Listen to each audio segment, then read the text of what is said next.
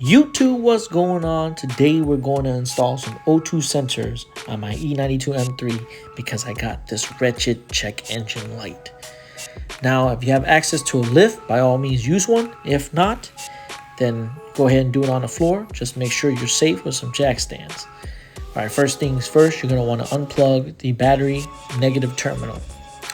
Then locate the O2 sensors that you're doing. Mine is on the driver's side, not the passenger side. And as you can see them here, one is bent and the other one is normal. Not sure how that got bent, but that's how I found it, and I'm sure that is the culprit of the check engine light. I also got a code with it as well, pictured here. All right, so what you're going to do is you're going to want to pull down the connector on where it connects from your O2 sensor to your harness. And you're going to want to grab a pry tool and pry in between where I'm pointing at. You can use a flathead screwdriver, but I decided to use a pry tool because I didn't want to break anything. So suggestion is, if you can use a pry tool like this, you're good. If not, then yeah. So I pried it on those pieces, there, and pulled them out, came right out. Next, you're going to want to grab an adjustable wrench and place it on your O2 sensor if you don't have an O2 sensor tool like me. Go ahead and pry it out. Doesn't require much force. And right there is the old O2 sensor, and here's the new one. Not sure how it got bent. That's how I found it. But without further ado, let's get back to it. Go ahead and put your new O2 sensor and tighten it with the adjustable wrench. I'm not sure what the foot-pounds are, but you can look that up. And once it's tightened, go ahead and plug up your wiring back from the O2 sensor to your vehicle's wiring. All right, and there is a portion on where your O2 sensor is stowed. It's a nice plastic holder, if you will. You're going to put it right there, and you're good to go. All right, moving on to the front where your cat is. Of course, I'm running catless, but for those that have it, you see how I have it removed right there?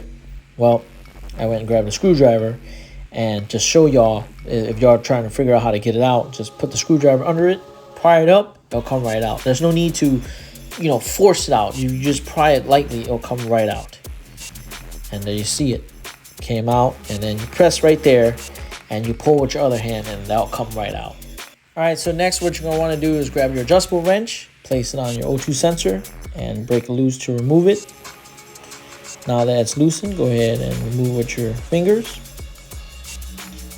Bring it to the table. Grab the new one. I am going to put the part numbers in the description below. I'll put a link. Part number and link. Here you see it. Now, the plugs are going to be the same. They're not the same plugs as the one on the Aftercat O2 sensor. Go ahead and install and hand tighten the new one. It's going to be a couple turns. You'll feel it stop. And once you do that, you're good to go. Now, I'm going to place the O2 sensor back in that bracket where the connector is. Right. There's a little slot that it goes in, and there's a slit on the actual O2 sensor.